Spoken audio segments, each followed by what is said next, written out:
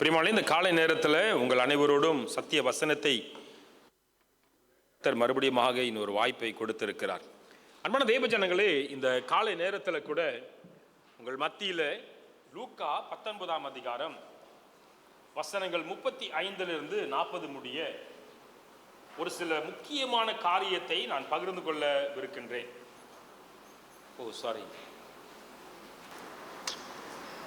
மன்னித்துக் கொள்ளுங்கள்.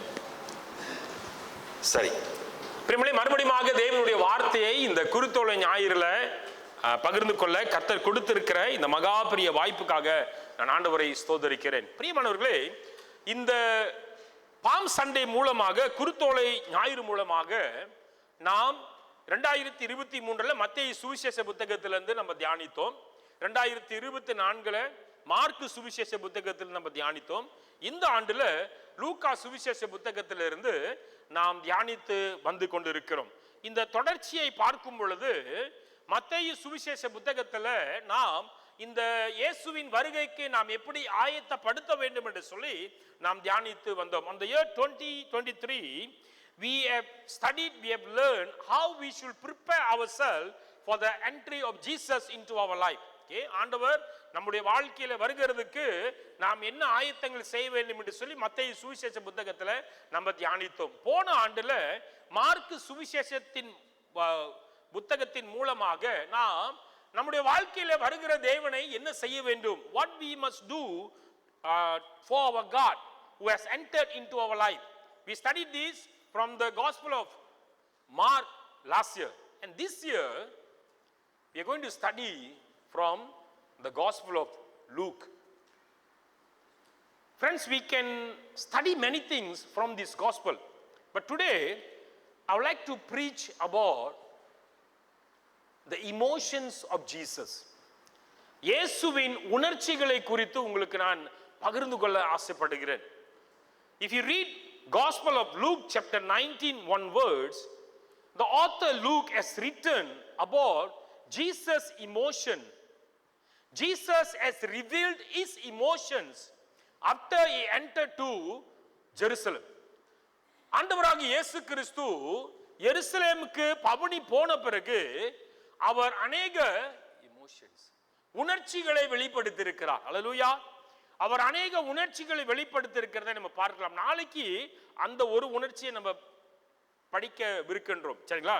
இன்னைக்கு பிரியமானவர்களே, நாம் ஒரு சில காரியத்தை உங்களோடு நான் பகிர்ந்து கொள்ள ஆசைப்படுகிறேன்.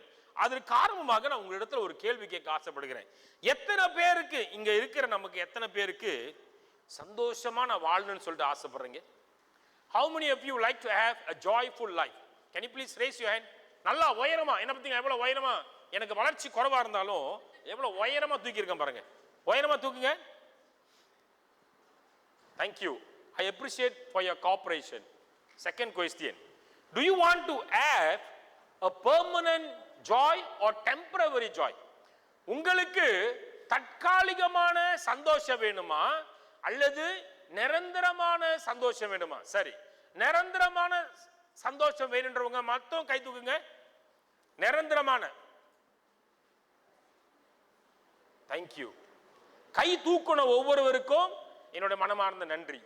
எத்தனை பேருக்கு எனக்கு டெம்பரரி போதும், okay, I can manage myself, I know how to manage myself, okay, I know how to have a joyful life, okay, I can manage myself, okay, you don't worry about me ன்னு சொல்றவங்க, அதாவது எனக்கு temporary Joy வேணும்னு சொல்றவங்க கை தூக்குங்க.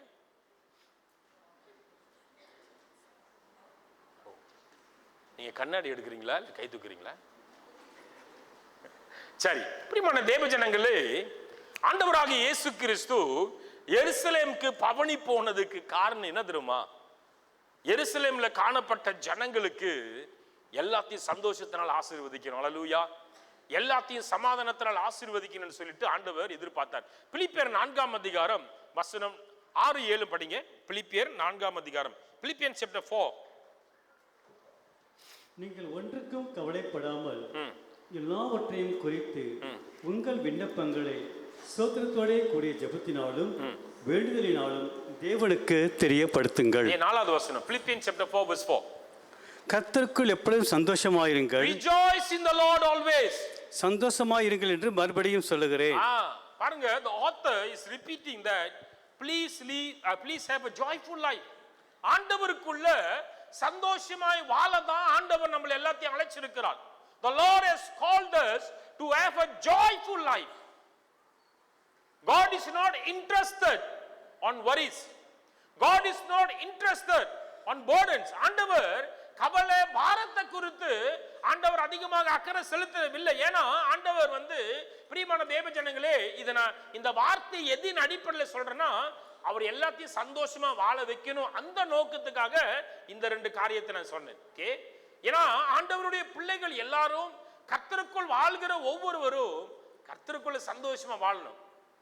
அதனாலதான் ஆண்டவர் அவருடைய ஜனங்க யாருமே பாரத்தோடு இருக்கக்கூடாது, கவலையா இருக்கக்கூடாது, கர்த்தருக்குள்ள சந்தோஷமா இருக்கணும்னு சொல்லிட்டு வசனம் இந்த இடத்துல எழுதப்பட்டிருக்கிறத பார்க்கலாம். அன்பான தேவ ஜனங்களே, இந்த இடத்துல பார்க்கும் பொழுது நீங்களும் நானும் பாருங்க, இன்னைக்கு இந்த சந்தோஷத்தை பெற்றுக்கொள்ள வேண்டும் என்றால், இந்த சமாதானத்தை நீங்கள் நானும் பெற்றுக்கொள்ள வேண்டும் என்றால், அன்பான தேவ ஜனங்களே, ஆண்டவர்கிட்ட இருந்து மாத்திரம் தான் பெற்றுக்கொள்ள முடியும். We only can have this joyful life, a permanent joyful life from the Lord of Almighty.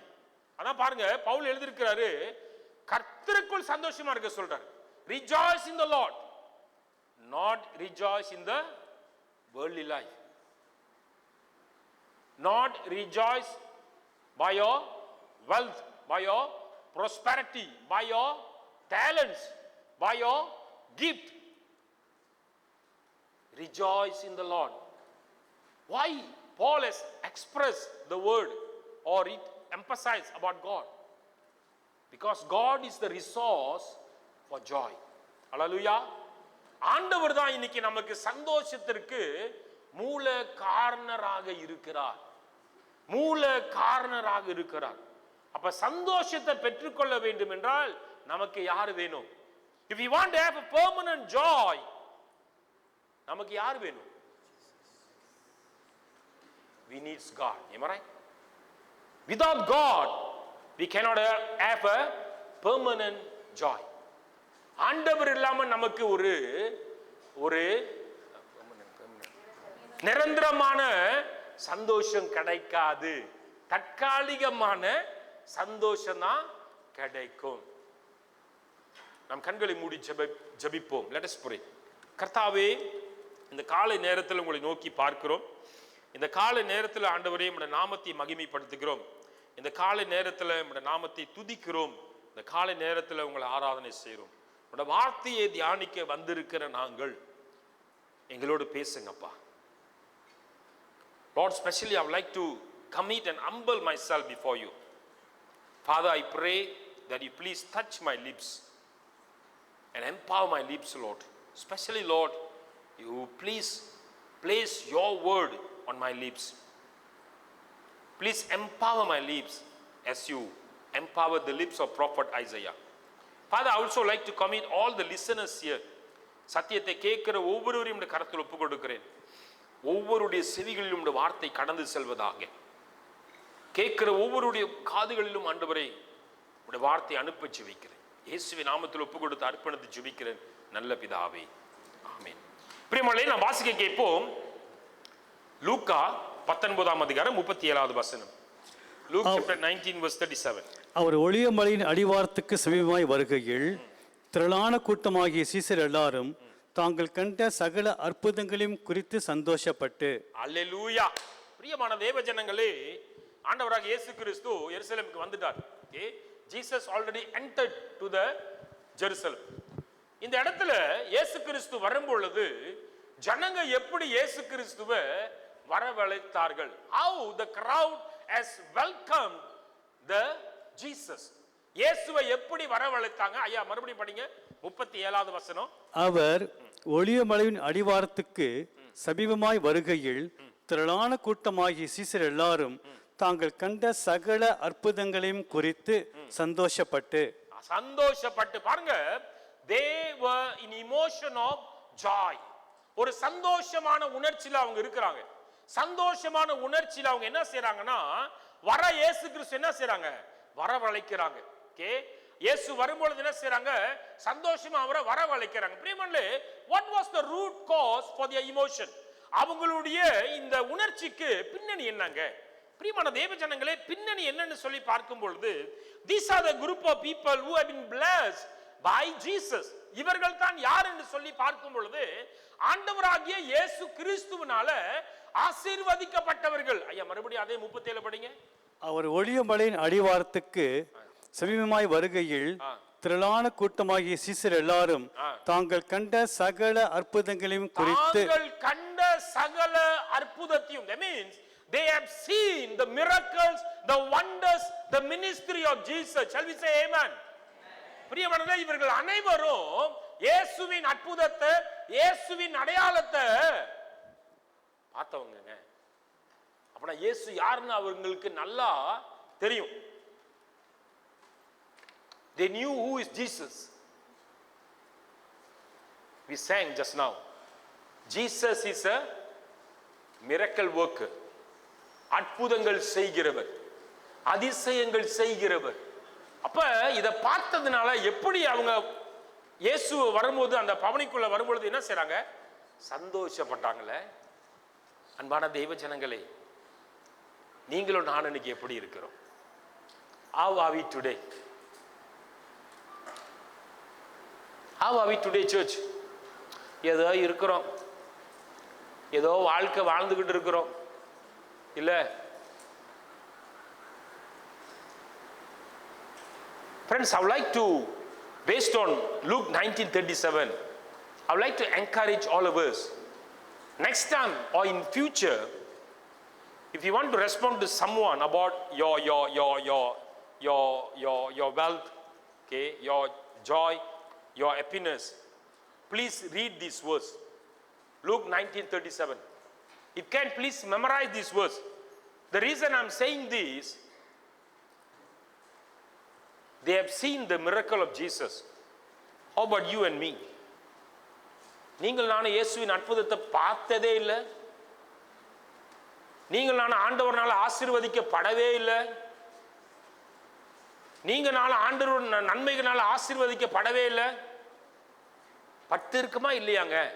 சரி, நான் ஆண்டவனால ஆசீர்வதிக்கப்பட்டிருக்கிறேன்னு சொல்றவங்க மாத்திரம் கை தூக்குங்க. நல்லா உயரமா பாருங்க. வளர்ச்சி குறைவா இருக்குது எனக்கு, ஆனா இதனால உயரமா தூக்குற பாருங்க. சரி, கை கீழே போடுங்க. கை தூக்காதவங்க ஒன்றும் செய்ய முடியாது, ஆனா கை தூக்குறவங்களுக்கு என்னோட மனமார்ந்த நன்றி. நம்ம ஆசீர்வாதத்தை பெற்றுக் கொண்டிருக்கிறோம். தேவனுடைய நன்மையினால் அநேக ரீதியில் உயர்த்தப்பட்டிருக்கிறோம். அப்புறம் ஏன் இன்னும் நம்ம சந்தோஷம் இல்லாம இருக்கிறோம்? அப்புறம் ஏன் இன்னும் நம்ம கவலையா இருக்கிறோம்? நான் ஒரு கதை சொல்றேன். ஒரு ஊர்ல ஒரு ஆப்பிள் மரம் இருந்துச்சு. ஒரு ஆப்பிள் மரம். ஓகே, அந்த ஆப்பிள் மரத்துல, அந்த கிராமத்துல, அந்த ஆப்பிள் மரத்துல, அந்த ஆப்பிள் மரத்துக்கு பின்னால அந்த மரத்துல நிறைய எப்போதும் பழம் தொங்கிக்கிட்டே இருக்குமா. தொங்குனா நல்லா காய்ச்சி எப்போதுமே ஆப்பிள் பழம் இருந்துட்டே இருக்குமா. அப்போ அந்த மரத்துக்கு பின்னால இருந்த ஒரு வீட்டுல ஒரு தம்பி எப்போதுமே அந்த பழத்தை பறிச்சு நல்லா சாப்பிடுவாராம். ஓகே, அந்த தம்பி சின்ன வயசுல, நல்லா கேளுங்க கதைய, சின்ன வயசுல இருந்து நல்லா சாப்பிட்டுக்கிட்டே இருப்பாராம். ஓகே, தம்பி அன்னாடிக்கு மரத்தோட விளையாண்டு, அந்த இலையோட விளையாண்டு, பழத்தெல்லாம் சாப்பிட்டுட்டு சந்தோஷமா போவாராம். கொஞ்ச நாள் கழிச்சு தம்பி காணா போயிட்டாரு. இந்த மரம் என்ன பண்ணிருக்கு? எங்க தம்பி ஆளை காணமே, வரவே இல்லையேன்னு சொல்லிட்டு தம்பி கொஞ்ச நாள் ஆயிடுச்சு, மறுபடியும் வந்தார். The boy come back again. You know when he came back? அவரு ஒரு யூத் ஆன பிறகு வந்தார். நல்லா கேளுங்க, ஒரு யூத் ஆன பிறகு வந்தார். அப்ப அந்த மரம் கேட்டுச்சான், எங்க கொஞ்ச நாளா உனக்கு காணோம், எங்க பையா போயிட்டேன்னு. அப்ப அந்த தம்பி, வாலிப தம்பி, இப்ப தம்பி வாலிபர் ஆயிட்டாரு. இந்த வாலிபர் சொன்னாராம், நான் இப்போ காலேஜ் படிக்கிறேன், நான் இப்போ எனக்கு நிறைய அசைன்மெண்ட் இருக்குது, நிறைய வேலை இருக்குது, அதனால வர முடியல, அதனால தான் கொஞ்ச நாளா நான் வரவே இல்லைன்னு சொல்லிட்டு தம்பி அந்த வாலிபர் சொன்னாராம். அப்ப மறுபடியும் வந்துட்டார்ல, மறுபடியும் அந்த மரத்துக்கூட நேரம் செலவழிச்சு அந்த ஆப்பிள் பழம் சாப்பிட்டு, பழத்தெல்லாம் தொட்டு, இலையெல்லாம் தொட்டு சந்தோஷமா இருந்து, அதே போல கொஞ்ச நாளைக்கு வந்துட்டே இருந்தாராம். திடீர்னு மறுபடியும் காணா போயிட்டாரு. திருப்பூர் மறுபடியும் காணா போயிட்டாரு. இப்ப எப்படி ஆயிட்டாரு? இளமுதியோர் ஆயிட்டாரு. கொஞ்ச நாள் கழிச்சு வரும்போது இந்த மரம் மறுபடியும் கேட்டுச்சான், எங்க ஐயா மறுபடியும் காணா போயிட்ட, ஏன் கொஞ்ச நாளா வரல? ஏன்னா இந்த மரம் ஏங்கிக்கிட்டு இருந்துச்சான். இந்த மரம் என்ன பண்ணிட்டு இருந்துச்சான்? ஏங்கிக்கிட்டு இருந்துச்சான். இந்த என்னோட சேர்ந்து ஒருத்தவங்க உருவாடுறாங்களே, என் கூட நேரம் செலவழிக்கிறாங்கன்னு. இந்த இளமுதியர் சொன்னாராம், இல்லை எனக்கு கல்யாணம் ஆயிடுச்சு, 2 பிள்ளைங்க இருக்கிறாங்க, வேலைக்கு போகணும், பிள்ளைங்களை படிக்க வைக்கணும், பிள்ளைங்களுக்கு தேவையான காரியத்தை செய்யணும், மனைவி இருக்கிறாங்க, குடும்பத்தை பார்க்கணும், நிறையா பொறுப்புகள் வந்துருச்சு, எனக்கு நேரம் பத்தலை, அதனால தான் வர முடியலன்னு சொல்லி சொன்னாராம். அப்போ சரி அப்படியான்னு சொல்லிட்டு மரமும் அந்த இளமுதியோர் சொன்ன காரணத்தை கேட்டு அப்புறம் அந்த இளமுதியோர் மரத்தோட நேரம் செலவழிச்சாரு. அந்த மரத்தோட விளையாண்டு எப்போதும் போல வழக்கம் விளையாண்டுட்டு பழம்லாம் சாப்பிட்டு எல்லாம் தூரம் சந்தோஷமா போயிட்டாரு. அப்படியே கொஞ்ச நாள் வந்துகிட்டு இருந்தாரு, மறுபடியும் காணாம போயிட்டாரு. மறுபடியும் எங்க போயிட்டாரு? He lost again. But the tree was waiting for him. Where is the young man? கடைசியா ஒரு நாள் வந்தாருங்க. இப்ப வரும்போது எப்படி வந்தாரு? ஒரு தாத்தாவா வந்தாரு. எப்படி வந்தாரு? ஒரு தாத்தாவா வந்தாரு. தாத்தாவா வரும்போது மரம் எப்படிமா இருந்துச்சு? மரமும் வளர்ந்து வளர்த்தே ஆகி மரத்தினுடைய வேர்லாம் பெருசாகி அந்த மண்ணுக்கு மேல வந்துருச்சு. அந்த தாத்தா கிட்ட இந்த மரம், ஆப்பிள் பழம் மரம் மறுபடியும் கேட்டுச்சான், எங்கேயா மறுபடியும் போயிட்ட கொஞ்ச நாளான்னு. அந்த தாத்தா சொன்னாராம், எனக்கு இப்போ வயசாயிருச்சு, எனக்கு இப்போ என்ன ஆயிடுச்சு? வயசாயிருச்சு, நான் கொஞ்ச நேரம் உங்ககிட்ட இலைப்பாற வந்திருக்கிறேன் அப்படின்னு சொல்லிட்டு அந்த தாத்தா சொன்னாராம். அந்த மரம் சொன்னிச்சான், நல்லா கேளுங்க ஃப்ரெண்ட்ஸ், அந்த மரம் சொன்னிச்சான், பரவாயில்ல தம்பி, உனக்கு இலைப்பாறுதல் எடுக்கணுமா? என்னுடைய வேறு மண்ணுக்கு மேலே தான் இருக்குது, நீ என் வேரில் சாஞ்சிக்க.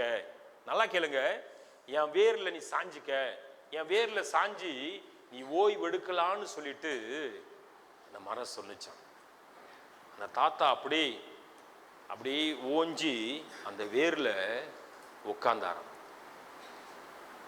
நீங்களாம் கேட்கலாம், என்னதான் சொல்ல வரீங்க? ஆப்பிள் மரத்துக்கும் இந்த தாத்தாக்கும் பல்லன்றீங்க, வாலிபர்ன்றீங்க, இளமுதியோர்ன்றீங்க, தாத்தான்றீங்க. அப்படிமான தேவச்சனங்களே, மரம் எப்போதுமே அந்த தம்பிக்காக ஏங்கிக்கிட்டு இருந்துச்சுல்ல. ஆனா அந்த தம்பி ஒவ்வொரு சூழ்நிலையிலும் மரத்துக்கிட்ட வரும்போது மரம் தம்பியினுடைய தேவையை சந்திக்குதா இல்லையா? The tree has fulfilled all the needs. The tree has worked according to the needs of the boy, the young man, the old man, the young adult. Am I right? That means the tree was willingly fulfill all the needs of the man. அந்த ஆளுடைய எல்லா காரியத்தையும் மரம் என்ன செஞ்சுச்சுங்க? பூர்த்தி செஞ்சுட்டே இருந்துச்சு, ஆயத்தமாவே இருந்துச்சு. மரம் ஏங்கிக்கிட்டே இருந்துச்சுல. ஆண்டவர் அப்படிதான். Our God also like the tree. He would like to provide his joy to all of us. அவருடைய சந்தோஷத்தை நமக்கு கொடுக்கிறதுக்கு அவர் காத்திருக்கிறாரு. அவருடைய மகிழ்ச்சியை கொடுக்க நமக்கு காத்திருக்கிறாரு. God is waiting for us to bless us with his joy. But we as the boy, as the youth, as the young adult, as the old man in the story, we are caught up with many things. தம்பி ஒன்னாவது காண போனாரா? மறுபடி வந்தாரா? காலேஜில் assignment அது இது. கல்யாணம் பண்ணாரா? கல்யாணம் பண்ணும்போது பிள்ளைங்களுக்கு படிக்க வைக்கணும், மனைவியை பார்க்கணும், குடும்பத்தை பார்க்கணும், எல்லாத்தையும் கட்டணும். வயசான காலத்தில் என்ன பண்ணாரு? தாத்தாவை வந்தாரு, நான் இளைப்பாறுதல் வந்திருக்கிறேன்னு சொல்லி அந்த கதை. பிரியமான தேவ ஜனங்களே, God is available for 24 hours. I would like to repeat. The Lord who has the joy, the Lord who has the happiness, He is available for everybody, everyone, for 24 hours, 24/7. But the problem is, the receiver is not available for 24 hours. நம்ம எல்லாருமே ஒவ்வொரு சூழ்நிலையிலும் ஒவ்வொரு காரியம் வரும்பொழுது நம்முடைய தேவைகள் மாறுகிறது. நம்ம ஒவ்வொரு பருவத்துக்கு போகும்போது நம்முடைய வாழ்க்கை மாறுகிறது. Our life is changing according to the season. Am I right? And we are doing everything working everything based on our situations. Am I right, church? Am I right, church? But God is not like that. ஆண்டவர் அப்படி கிடையாது. தேவன் அப்படி கிடையாது. He is available for 24 hours. How about this, church? நீங்களும் நானும் இந்த காலை நேரத்தில் இந்த காரியத்தை குறித்து ஆராய்ஞ்சு அறிய வேண்டும். கடவுள் நமக்கு ஒரு நிரந்தரமான சந்தோஷத்தை கொடுக்க ஆசைப்படுகிறார். ஹல்லேலூயா. The Lord would like to bless all of us with his permanent joy. Church, நான் மறுபடியும் கேட்கிறேன், do we have the permanent joy within us?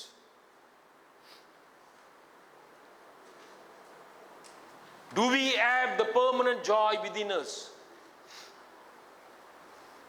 Let us ask ourselves. Let us ask ourselves. If yes, praise the Lord. Hallelujah. If not, why? If not, why? இல்லாட்டி ஏங்க? இந்த உலகத்தில் நீங்கள் நான் என்ன சேர்த்த சொல்றேன், நம்ம எல்லாம் டென்ஷன் பண்ணிக்கலாம் அடைஞ்சிட்டு இருக்கிறோமா?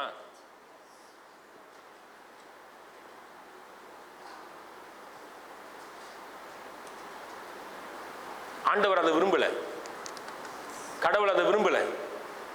மனிதனாய் காணப்படுகிற நம்ம தான் எல்லா காரியத்தையும், பிரியமான தெய்வ ஜனங்களே, நம்ம மாற்றிக்கொண்டே போகிறோம். மனிதனாய் காணப்படுகிற நம்ம எல்லாருமே பாருங்க, நம்ம தான் நம்ம சூழலை மாத்திக்கிட்டு இருக்கிறோம். We are working based on our needs. We are not doing everything according to the way of God. நான் தம்பிக்கிட்ட எதுவுமே சொல்ல, இன்னைக்கு தான் இதை தான் பிரீச் பண்ண போறேன்னு. என்னோட பாயிண்ட் பிரகாரம் தான் அவர் பாட்டை எடுத்திருக்காரு. வே maker. Who is the way maker? God. God can make the way to bless all of us with his joy.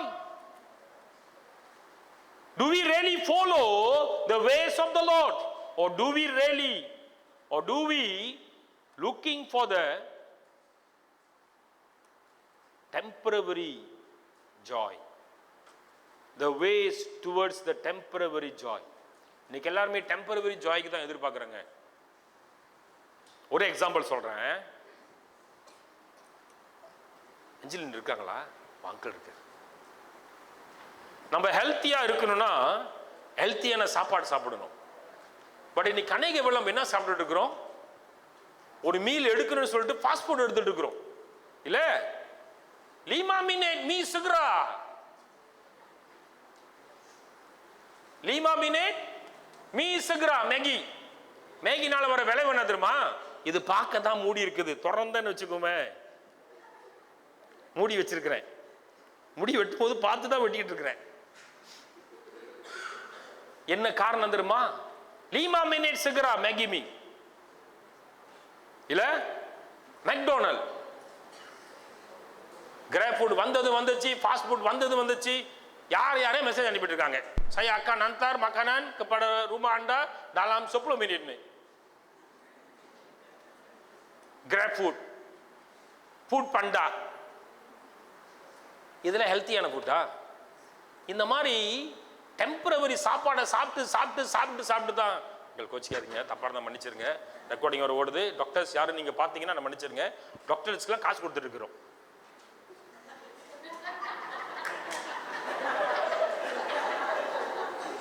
அப்புறம் என்ன சொல்றோம்? சம்பளம் பத்தல, காசு பத்தல, காசை வாங்கி இங்க போடுறேன், இங்க வெளியாவதுக்கு காரணம் என்னங்க? வெளியாவதுக்கு காரணம் என்ன? தனியா பேசிக்கலாங்க. நல்ல சாப்பாடு சாப்பிடுங்க, ஹெல்த்தியான சாப்பாடு சாப்பிடுங்க.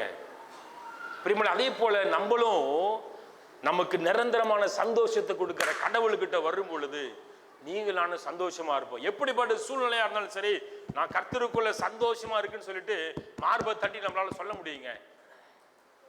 ஆண்டவராக இயேசு கிறிஸ்து அதுக்கு தான் எருசலேமுக்கு அந்த ஜனங்களை ஆசீர்வதிக்கணும், சந்தோஷம். ஏன்னா ஆண்டவர் நம்மளை பல ரீதியில் ஆசீர்வதித்திருக்கிறார், ஆண்டவர்களை பல ரீதியில் உயர்த்தி வச்சிருக்கிறாருங்க. மறந்துடாதீங்க. பெற்ற நன்மைகளை மறந்துடாதீங்க. Please do not forget the blessings of God in our life. Our eyes are always on the troubles, on the sorrows and the challenges. முதலாவது காரியம். இரண்டாவது காரியமாக பிரியமான தேவஜனங்களே, வாசிங்க லூக்கா 19ஆம் அதிகாரம் வசனம் 37 இருந்து மறுபடியும் படிங்க. அவர் ஒலிவ மலையின் அடிவாரத்துக்கு சமீபமாய் வருகையில் திரளான கூட்டமாகிய சீசர் எல்லாரும் தாங்கள் கண்ட சகல அற்புதங்களையும் குறித்து சந்தோஷப்பட்டு, கர்த்தருடைய நாமத்தினாலே வருகிற ராஜா ஸ்தோத்திரிக்கப்பட்டவர், பரலோகத்திலே சமாதானமும் உன்னதத்திலே மகிமையும் உண்டாவதாக என்று மிகுந்த சத்தத்தோட தேவனை புகழ்ந்தார்கள். இந்த இடத்துல பார்க்கும்போது இரண்டாவது காரியமா பாருங்க, லூக்கா இந்த இடத்துல இரண்டாவது இமோஷன் எதை குறித்து பேசுறாருன்னா, உணர்ச்சி குறித்து பேசுறாருன்னா சமாதானங்க. I would like to ask the same question. இன்னைக்கு நம்ம சமாதானமா வாழ்றோமா? Do we have a peaceful life today?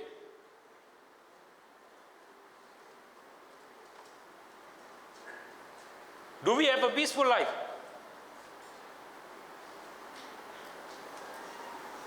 சரி, பீஸ்ஃபுல்லா வாழ்றவங்க மாத்திரம் கையை உயரமா தூக்குங்க.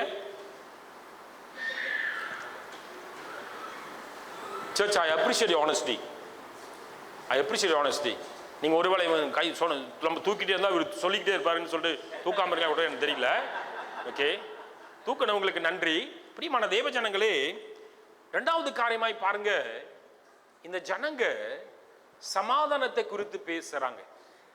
பிரியமான தேவ ஜனங்களே, ஆண்டவர் இந்த பவனி காரியத்தில் வரும் பொழுது அவர் எப்படிப்பட்டவர் என்று சொல்லி இந்த இடத்துல காரியம் எழுதியிருக்கிறத நம்ம பார்க்கலாம். அன்பான தேவ ஜனங்களே, லூக்கா 2ஆம் அதிகாரம் 14வது வசனத்தை படிங்களேன். Please read Luke chapter 2 verse 14. உன்னதத்திலே தேவனுக்கு மகிமையும், உன்னதத்தில் இருக்கிற தேவனுக்கு மகிமையும், பூமியிலே சமாதானமும், மனுஷர் மேல் பிரியம் உண்டாவதாக என்று சொல்லி தேவனை துதித்தார்கள். பாருங்க, லூக்கா இந்த வார்த்தைகள் ஒவ்வொன்றையும் தேடி கண்டுபிடிச்சு எழுதினார். அவர் ஆரம்பிக்கும் போதே பாருங்க, even in his beginning, beginning of his writing, he has mentioned about the peace of God.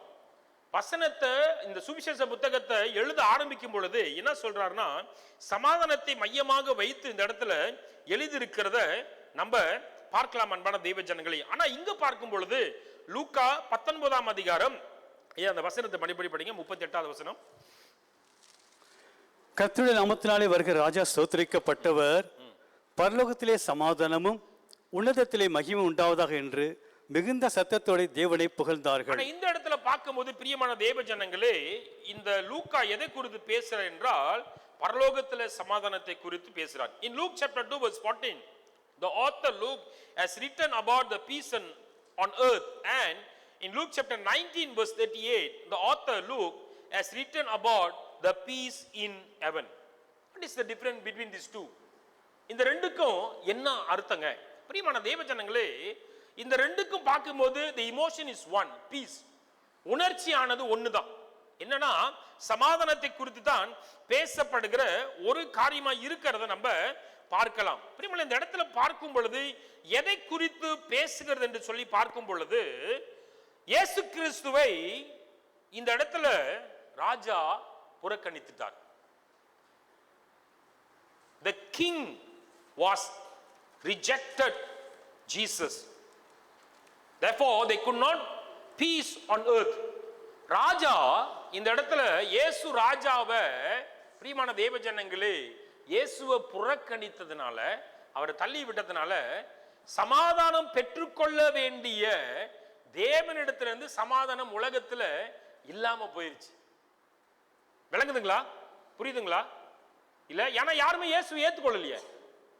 நாளைக்கு சொல்றேன் ஏன் இயேசு கண்ணீர் விட்டான்னு சொல்றேன். Okay, tomorrow I will mention why Jesus cried.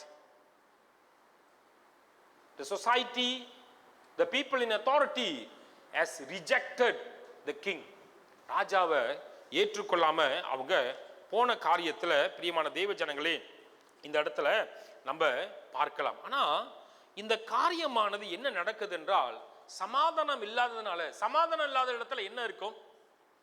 கசப்பு தான் இருக்கும். சமாதானம் இல்லாத இடத்துல என்ன இருக்கும்? எரிச்சல் தான் இருக்கும். Okay, Where there is no peace, there will be bitterness, bitter, arguments, quarreling, fight. இல்ல சண்டை, சச்சரவு, எரிச்சல், பொறாமை, இப்படிப்பட்ட காரியம் அந்த இடத்துல இருக்கும் என்று சொல்லி இந்த இடத்துல பாருங்க. அப்பனா இந்த இடத்துல பாருங்க, ரெண்டு ராஜ்யத்துக்கு விரோதமாக யுத்தம் நடக்குது. ரெண்டு ராஜ்யத்துக்கு விரோதமாக ஒரு கசப்பு வருகிறது. எந்த ராஜ்யம் தெரியுங்களா? The kingdom of God and the kingdom of evil. பிசாசினுடைய ராஜ்யத்திற்கும் தேவனுடைய ராஜ்யத்திற்கும் என்ன நடைபெறுன்னு சொல்லி பார்க்கும் பொழுது bitter conflict, ஒரு கசப்பான ஒரு காரியம் வருகிறதை வாசிக்கலாம். லூக்கா 12ஆம் அதிகாரம் வசனம் 49. லூக்கா 12:49. என் சிநேகிதராகிய உங்களுக்கு நான் சொல்லுகிறேன், படிங்க, தொடர்ந்து படிங்க. மனுஷன்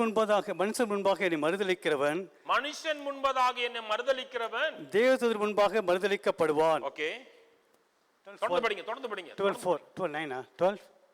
12ஆம் அதிகாரம் வசனம் 49 இருந்து படிங்கயா.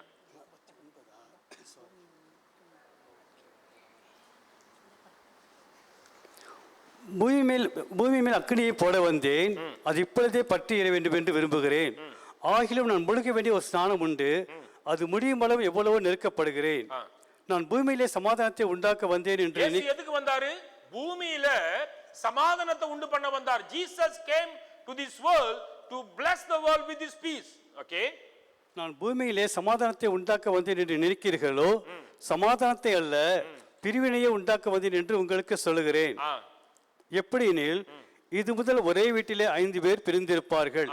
2 பேருக்கு விரோதமாய் 3 பேரும், 3 பேருக்கு விரோதமாய் 2 பேரும் பிரிந்திருப்பார்கள். தகப்பன் மகனுக்கும், மகன் தகப்பனுக்கும், தாய் மகளுக்கும், மகள் தாய்க்கும், மாமி மருமகளுக்கும், மருமகள் மாமிக்கு விரோதமாய் பிரிந்திருப்பார்கள் என்றார். இதுக்கு காரணம் என்னங்க? ஐயா, thanks yeah. What is the cause for this reason? The reason was Jesus was not there. இயேசு அங்க இல்ல. The world has rejected the Prince of Peace. The king, the higher authority has rejected the Prince of Peace. That means the resource. The world has lost the resource for the peace. சமாதானத்தை பெற்றுக்கொள்ளுகிறதுக்கான மூல காரணக்காரை என்ன பண்ணிட்டாங்க? நம்மகிட்ட இல்லையே, அப்புறம் எப்படி சமாதானம் வரும்? சண்டை தான் இருக்கும், சச்சரவு தான் இருக்கும். இயேசு இல்லாத வீடு எப்படி இருக்குங்க? இயேசு இல்லாத வீடு எப்படி இருக்கும்? சந்தோஷம் பொங்குதே, சந்தோஷம் பொங்குதே, அப்படியே இருக்கும்.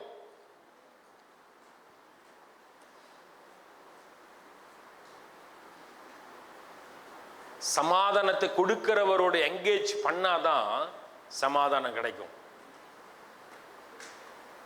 பைபிள்ல தெளிவா போட்டிருக்கிறது. ஏசியா 9ஆம் அதிகாரம் 6வது வசனம், தேவகுமாரன் சமாதான பிரபு. The book of Isaiah chapter 9 verse 6 says Jesus is the Prince of Peace. In the Gospel of John he says that the Holy Spirit is our comforter. பரிசுத்த ஆவியானவர் தான் நம்முடைய தேற்றளவாளன். அப்பனா our God is the resource for the peace. Where there is no God, there is no peace. எங்கே கடவுள் இல்லையோ அங்க சமாதானம் இல்லை. கடவுள் இருக்கிற இடத்துல தான் சமாதானம் இருக்கும். ஏன்னா God is the source for the peace. பிரியமான தேவ ஜனங்களே, ஆண்டவர் எருசலேமுக்கு இந்த இடத்துல பாருங்க, சமாதானத்தினால இந்த உலகத்தை சமாதானத்தினால எல்லாத்தையும் ஆசீர்வதிக்க வந்தார். ஆனா அவரை ஏற்றுக்கொள்ளங்க. Church, if you don't mind, do we really accepted Christ into our life in all situations?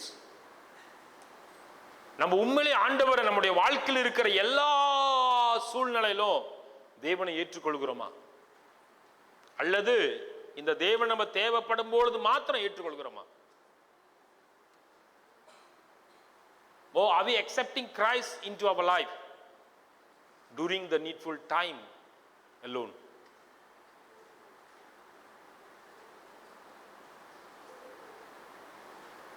Church, I would like to repeat God is available forever. God is available for 24 hours. He works 24/7.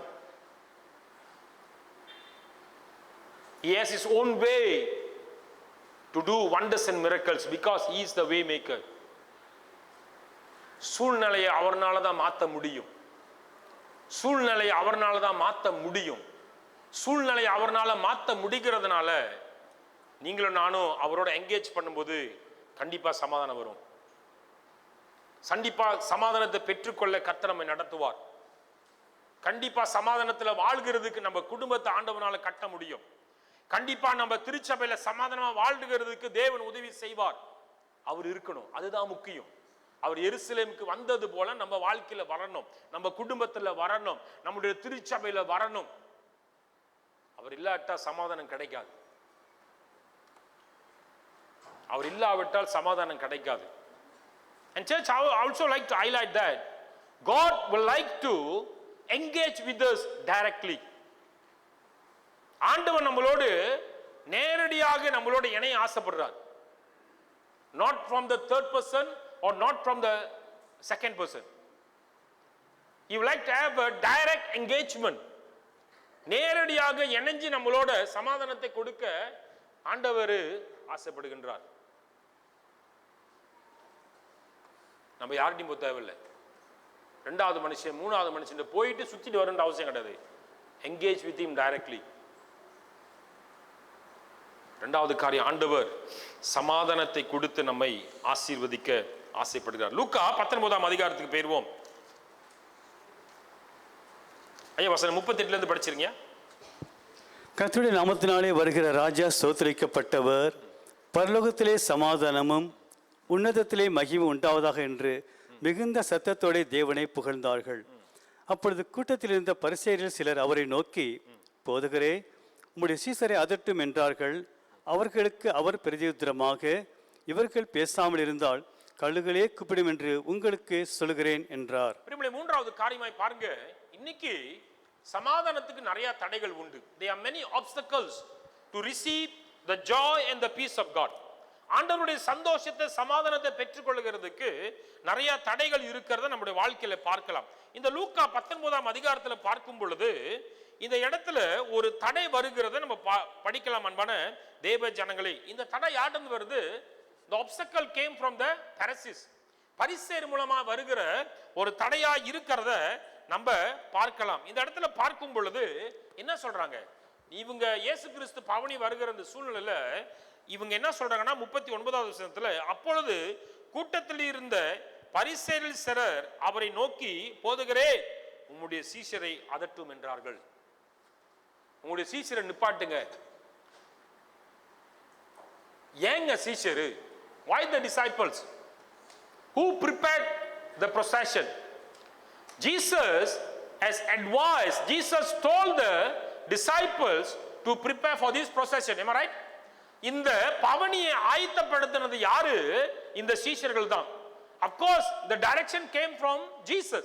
இயேசு தான் இந்த டைரக்ஷனை கொடுத்தாரு, நீங்க எல்லாத்தையும் ஆயத்தப்படுத்துங்க. So based on Jesus advice, the disciples did all the preparation and they guided the crowd. வந்த ஜனங்களை அவங்க என்ன செஞ்சாங்கன்னா அவங்கள வழி நடத்தி இயேசுவின் பவனிக்கு நேராக எல்லாத்தையும் கொண்டு வந்ததை பார்க்கலாம். அப்படின்னா the disciples had played the role of mediator. நடுவராக இருந்து எல்லா காரியத்தையும் செஞ்சு வந்திருக்கிறத பார்க்கலாம். இவங்க நடுவராக இருந்து வேலை செஞ்சதுனால, எல்லா ஆயத்தங்கள் செஞ்சதுனால அங்க இருந்த சமுதாயம், அங்க இருந்த ஜனங்கள் யாரோட என்கேஜ் பண்ணாங்க? யாரோட என்கேஜ் பண்ணாங்க? இயேசுவோட என்கேஜ் பண்ணாங்க. They started to praise Jesus. They started to welcome Jesus. They started to acknowledge Jesus. Am I right? இந்த பார்த்தது யாரு? பரிசேயர்கள். என்ன சொல்றாங்க? நிப்பாட்டுங்க, இதை நிப்பாட்டுங்கன்றாங்க. பிரியமான தேவ ஜனங்களே, இன்னைக்கு நம்முடைய வாழ்க்கையில தேவ சந்தோஷத்தை சமாதானத்தை பெற்றுக்கொள்கிறதுக்கு நிறைய தடைகள் உண்டு. There are many obstacles in our life to receive the permanent peace and joy of God. அநேக காரியங்கள் தடையாக இருக்கின்றது. அநேக காரியங்கள் பிரியமான தேவ ஜனங்களே தடையாக இருக்கிறதை நாம் பார்க்கலாம். என்ன தடங்க? What is the obstacle? பிரியமான தேவ ஜனங்களே, இந்த தடை என்னென்று சொல்லி பார்க்கும் பொழுது அன்பான தேவ ஜனங்களே, நீங்களும் நானும் இந்த லெந்து காலத்துல நம்முடைய உள்ளான வாழ்க்கையை நாம் ஆராய்ஞ்சு பார்க்க வேண்டும். Church, I would like to repeat again. I would like to repeat the same concern, same question. What is inside your heart? உங்க இருதயத்தில் இன்னைக்கு என்ன இருக்குது? உங்க இருதயம் இன்னைக்கு சந்தோஷத்தினாலும் சமாதானத்தினாலும் நிறைஞ்சு இருக்கிறதா? Did your heart is filled fully by the joy and the peace of God? உங்க இருதயம் இன்னைக்கு தேவ சமாதானத்தினாலும் தேவ சந்தோஷத்தினாலும் நிறைஞ்சு இருக்கிறதா இல்லையா? அல்லது இந்த இருதயத்தில் எப்போதுமே முறுமுறுப்பு, கசப்பு, எரிச்சல், கோபத்தோடு வாழ்ந்து கொண்டிருக்கிறோமா? அல்லது இந்த இருதயம் எங்க இருக்குது? பைபிள்ல தெளிவா போட்டிருக்கு, உங்கள் இருதயம் எங்கே இருக்கிறதோ அங்கதான். அப்படி இல்லை, உங்க பொக்கிஷம் எங்க இருக்குது அங்கதான் உங்க இருதயம் இருக்கு. நம்ம எது மேல ரொம்ப ஆசைப்பட்டுக்கிட்டு இருக்கிறோம்? இன்னைக்கு இருதயத்தில் என்ன இருக்குது? தயவு செய்து இருதயத்தை பரிசோதித்து பாருங்க.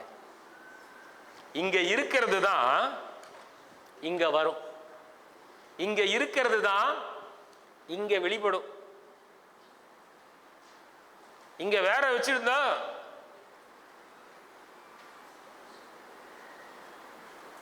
இப்படிதான் இருக்கும். ஆமா தானே? இப்படிதான் இருக்கும். ஆனா இங்க நிம்மதியா இருந்துச்சுன்னா இங்க எப்படி இருக்கும்? இப்படி இருக்கும். ஆமாவா இல்லையா? இன்னைக்கு இருதயம் எப்படி இருக்கிறது? நம்முடைய இருதயம் தான் தடையா இருக்குது. Our heart is an obstacle to receive the permanent joy and peace of God. எந்திரமா உள்ளுக்கு நிறைய குப்பை இருக்குது,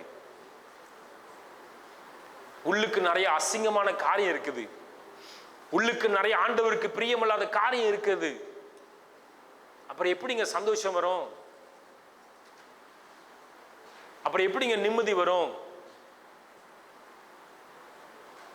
பிரியமான தெய்வ ஜனங்களே, இந்த லெந்து காலத்துல இயேசு நம்முடைய வாழ்க்கையில வர்றதுக்கு காரணம் நம்மளை ஆசீர்வதிக்க வரார், நம்மளை ஆசீர்வதிக்க வருகிறார்.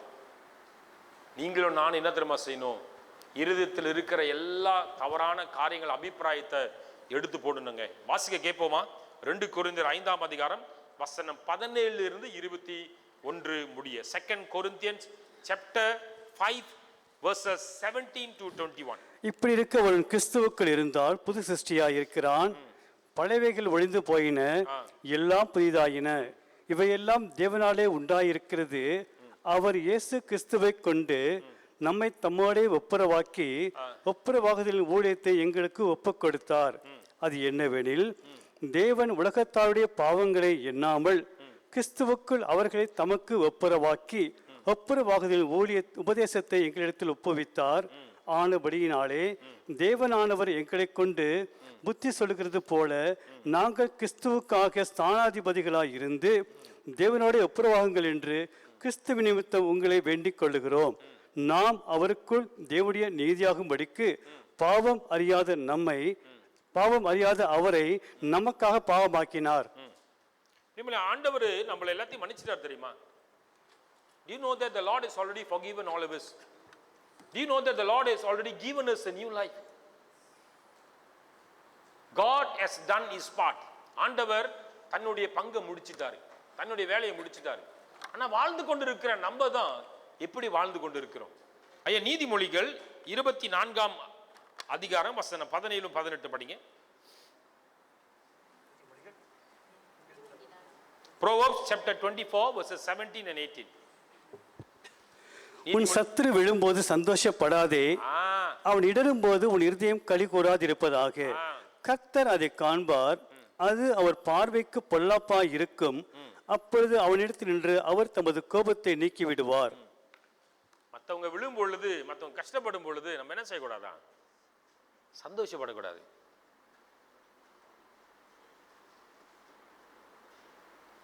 மற்றவங்க சோர்ந்து போகும்போது நம்ம என்ன செய்யக்கூடாது? நம்ம சந்தோஷப்படக்கூடாது. நம்ம கவலைப்படும் போது, மற்றவங்க கவலைப்படும் போது நம்ம என்ன செய்யக்கூடாது? அந்த கவலையை கூட்டக்கூடாது.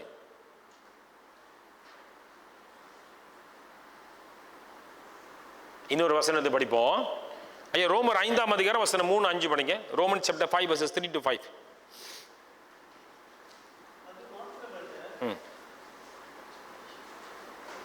Romans 5 verses 3 to 5. அது மாத்திரமல்ல உபத்திரவம் பொறுமையையும் பொறுமை பரீட்சையும் பரீட்சை நம்பிக்கையும் உண்டாக்கும் என்று நாங்கள் அறிந்து உபத்திரவங்களிலேயும் மேன்மை பாராட்டுகிறோம். மேலும் நமக்கு அருளப்பட்ட பரிசுத்த ஆவியினாலே தேவ அன்பு நம்முடைய இருதயங்களில் ஊற்றப்பட்டிருக்கிறபடியால் அந்த நம்பிக்கை நம்மை வெட்கப்படுத்தாது. அன்றியும் நாம் பலனற்றவர்களாக இருக்கும்போதே குறித்த காலத்தில் கிறிஸ்து அக்கிரமக்காரருக்காக மரித்தார். நீதிமானுக்காக ஒருவர் மரிக்கிறது அரிது, நல்லவனுக்காக ஒருவேளை ஒருவர் மரிக்க துணிவான்.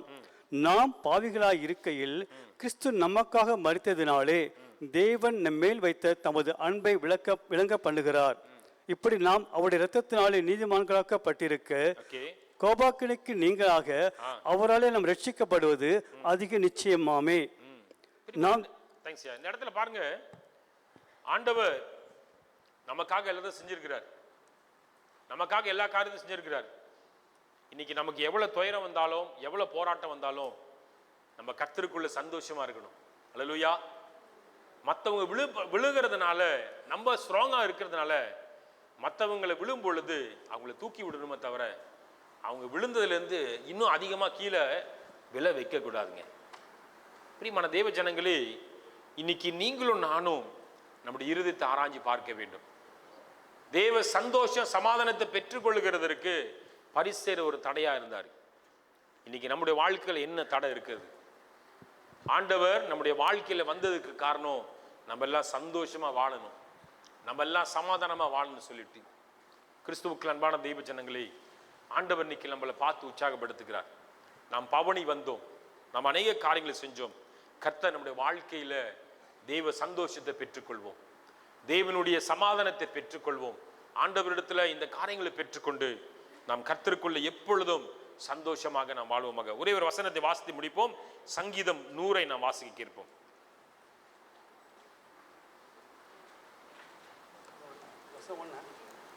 சங்கீதம் 100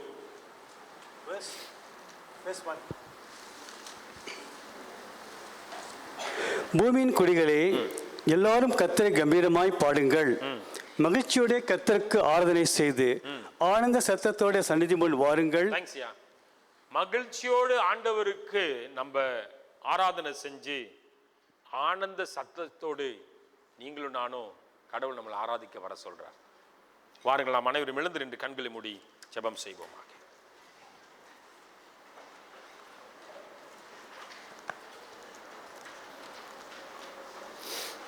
நம்ம எல்லாரும் கண்களை மூடி ஆண்டவரை நோக்கி பார்ப்போமாக.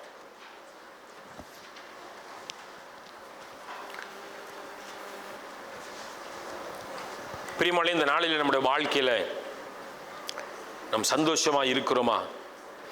ஆண்டவர் நம்ம எல்லாத்தையும் அவருடைய சந்தோஷத்தினால சமாதானத்தினால ஆசீர்வதிக்க ஆசைப்படுகிறார். தடைகள் ஏராளம் வரலாம், ஆனால் ஆண்டவருக்கு ஒப்பு கொடுக்கும் பொழுது கர்த்தர் நம்மை வழி நடத்துகிறவராக இருக்கிறார். அன்புள்ள ஆண்டவரே, இந்த காலை நேரத்தில் எங்களை எல்லாரும் ஒப்பு கொடுக்கிறோம். எங்க வாழ்க்கையில எங்கள் ஒவ்வொருவரையும் ஆண்டவரே எங்களுக்கு சந்தோஷத்தை கொடுங்கப்பா.